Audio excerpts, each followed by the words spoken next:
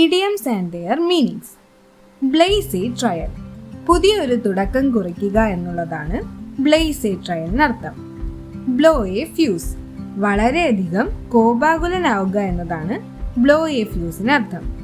Bring home the bacon, financially stable ആവുക എന്നതാണ് bring home the ബേക്കന്റെ അർത്ഥം.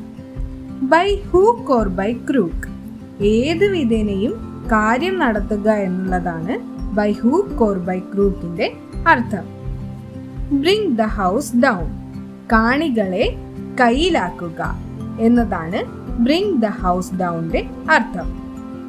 കുക്ക് ദ ബുക്സ്, കൃത്രിമ രേഖകൾ ഉണ്ടാക്കി തട്ടിപ്പ് നടത്തുക എന്നതാണ് കുക്ക് ദി ബുക്സിന്റെ അർത്ഥം.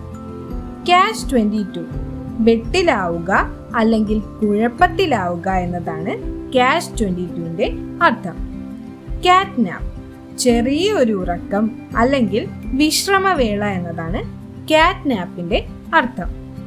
ചിക്കൻ ഡൗട്ട്, പേടി കാരണം ഒരു സന്ദർഭം അഭിമുഖീകരിക്കാതിരിക്കുക എന്നുള്ളതാണ് ചിക്കൻ ഡൗട്ടിന്റെ അർത്ഥം.